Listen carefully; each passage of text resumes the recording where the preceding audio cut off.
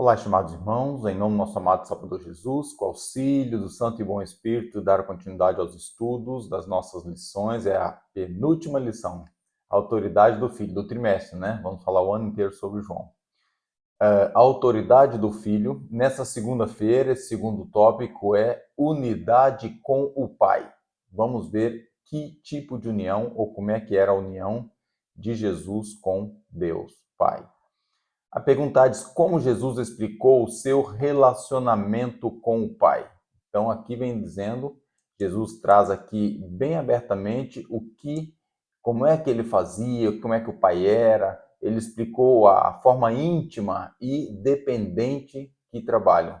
E aqui nesse texto de João 5, 19 e 20, ele deixa então claro que não age independentemente, mas sim em total harmonia com Deus. Ele observa e segue o que o Pai faz e demonstra uma perfeita unidade. Além disso, o versículo destaca também o amor do Pai pelo Filho e vice-versa, e a revelação contínua das obras divinas através do seu Filho, mostrando que Jesus ele é realmente a expressão visível da vontade de Deus. Então fica bem claro, o relacionamento dele é íntimo com o Pai e faz o amor que tem um pelo outro, a compreensão, a unidade no pensamento. Então está harmonioso e faz maravilhas. Ele mostrou maravilhas através dessa unidade que eles tinham. A pergunta B pergunta: que autoridade e poder Cristo afirmou possuir e também pertenciam ao Pai? Então vemos aqui agora o que poder que ambos tinham, ou que Cristo tinha, que também ao Pai. Então, que ambos tinham. Vemos aqui nesse texto de João, ele explica que, da mesma forma que o Pai fazia certas coisas, Jesus também fazia. E Jesus deixou bem claro que o Pai a ninguém julga, mas deu ao Filho o quê? O poder do juízo, para que todos que honram o Filho logo vai honrar o Pai.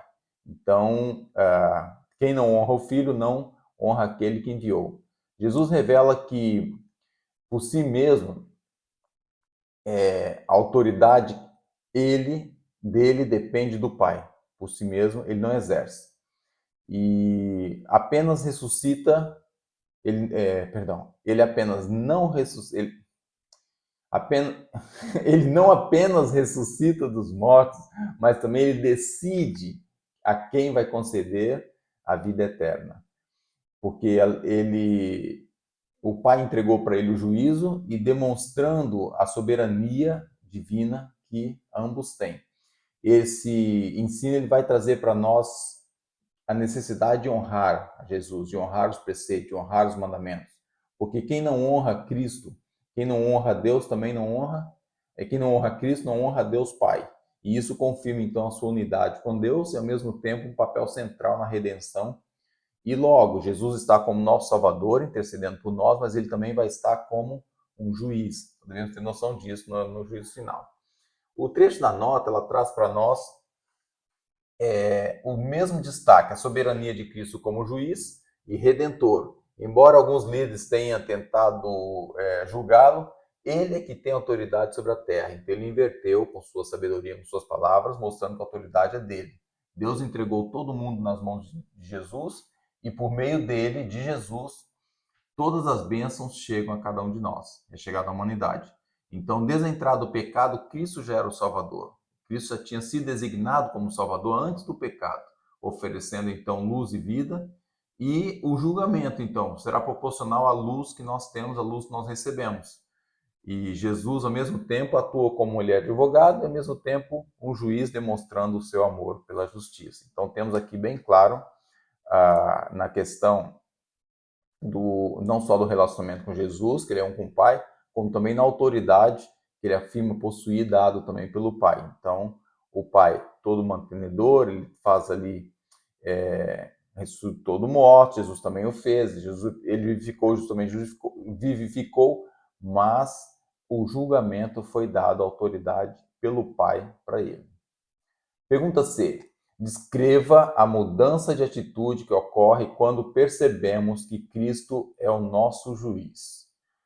Então, se nós tivermos aquela sensibilidade de saber que Jesus ele é o Salvador, ele nos ama, ele tem todo o carinho, quer salvar a todos, mas ele também é juiz. Ao termos essa sensibilidade, o que nós devemos ter a noção? Esses versículos vão enfatizar a seriedade do julgamento, não é brincadeira. Então, em Romanos 2, 1 a 3, Paulo ali vai alertar que aqueles que julgam os outros, e eles vão estar condenando quem? Vão estar condenando quem? A si mesmo. Porque muitas vezes as pessoas praticam as mesmas coisas do ato que condena. Aquele velho ditado, você me julga pelo que você é. E é real, é um ditado real. E se você está achando que uma pessoa é isso ou aquilo, é porque você o é e enxerga na pessoa aquilo que você supostamente acha que ele é. Então o juízo de Deus, ele é justo, ele é baseado na verdade, não tem parcialidade. E depois vemos ali em Mateus 7, o versículo 1, que Jesus ele ensina que não devemos julgar os outros levianamente, pois nós seremos julgados da mesma medida que nós julgamos. Ambos os textos, ele traz ali, eles mostram que o julgamento pertence a Deus e que nós devemos ter a humildade e a autoconsciência, ou a consciência, a palavra auto está errada, mas a consciência que também Deus nos coloca, o Espírito Santo coloca no nosso coração, antes de criticar as pessoas. Ou seja, eu tenho que olhar para mim, o autoconhecimento meu, para não criticar os outros, saber aquilo que eu estou errado, porque o único modelo que nós temos é Cristo. Já o texto inspirado, a nota, ela vai trazer que, mesmo ressaltando ainda mais essa realidade do julgamento que nós fazemos dos outros e a crítica precipitada que muitas vezes nós fazemos, que é injusta. Então, destaca que quem atua dessa maneira incorre num erro ainda maior, porque além de cometer o mesmo pecado, ainda age com arrogância ao se colocar como juiz. E somente Cristo, ele é o exemplo, ele é o padrão de caráter e que o Pai deu a ele o poder e a autoridade de julgar. Nós não temos autoridade para isso. Aqueles que assumem essa posição usurpam um papel que é exclusivamente dado por Deus a Jesus, alinhando com o Espírito Santo. Então, Jesus, aqueles que usurpam essa função dada por Deus a Jesus, está alinhando com o Espírito anticristo, que, inclusivamente, a atuação que o Espírito Santo tem nisso tudo é levar ao nosso coração o fato de nós não sermos perfeitos, o fato de nós precisarmos de Jesus, ou seja, ele leva a Cristo, mas não devemos olhar aos outros e tentar que os outros sejam aquilo que a gente acha que eles precisam ser, que era um ato farisaico, né? Que os fariseus faziam muito disso. Resumidamente, nós vamos ver o seguinte, nos pontos que nós tivemos nesse tópico. Vemos um relacionamento de Jesus e o Pai, a autoridade que tem um para com o outro, inclusivamente, é importante nós termos a plena noção da necessidade de nós relacionarmos também com Jesus da mesma forma, ou com Deus, da mesma forma que Jesus se relacionava com Deus. É necessário, porque nós só vamos vencer dessa forma. Jesus explicou então que a sua ação é totalmente dependente do Pai e nós também devemos ter essa dependência. Então ele fazia apenas aquilo que o Pai ou que Deus indicasse que ele o fizesse. E se nós tivermos essa mesma sensibilidade de fazer aquilo que Deus quer, aquilo que nós aprendemos, aquilo que é correto, então nós vamos estar mais ou menos fazendo o mesmo trabalho que Cristo fez quando esteve aqui na Terra, ou a atitude que ele teve aqui na Terra. Jesus revelava a Deus através das suas obras. Nós temos que revelar a nossa religião, pregar o evangelho com nossos atos e depois abrir a boca e falar. Então Jesus fazia muito disso. E lembrar que a autoridade e poder vem de Jesus, vem de Cristo, e não temos capacidade sozinha de guardar os mandamentos. E Jesus também declarou que o poder de dar a vida e de julgar é expressamente do Pai, e ele possui autoridade para ressuscitar dos mortos, fazer juízo, e todos devem honrá-lo como honra o Pai. O julgamento e crítica humana não é aceite dentro desse contexto.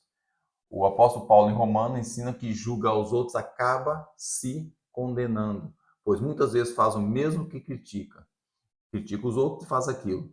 E já Mateus adverte contra o julgamento, adverte contra sermos julgados da mesma forma que julgamos, e o julgamento pertence a Deus e não aos seres humanos falhos. O Mateus falou praticamente as mesmas coisas que o apóstolo Paulo. O julgamento de Cristo e o papel do ser humano. Devemos ver o seguinte: esse trecho discutiu que aqueles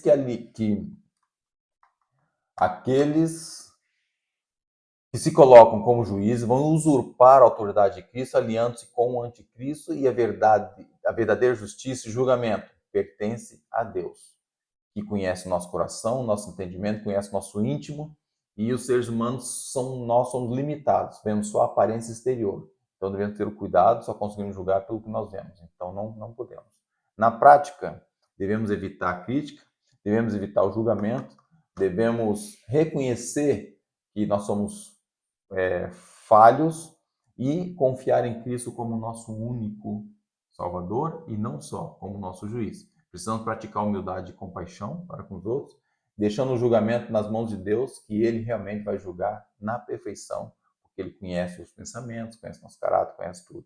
Então, fica para nós hoje uma reflexão sobre nossa atitude, nossos julgamentos, que realmente vai refletir a compreensão que nós temos de Deus e o conhecimento que nós temos de como é que Jesus era com o Pai, como é que nós devemos ser com o nosso semelhante e como é que devemos agir também estando nas mãos de Jesus para dar bom testemunho e guardar os seus mandamentos.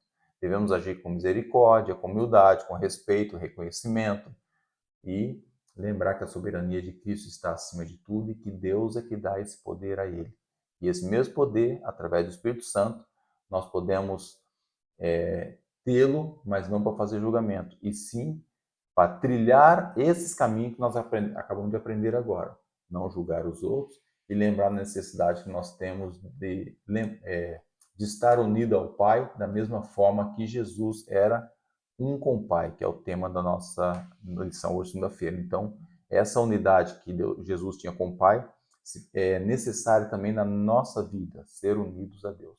Que Deus, sua graça, abençoe para isso nesse dia. Amém.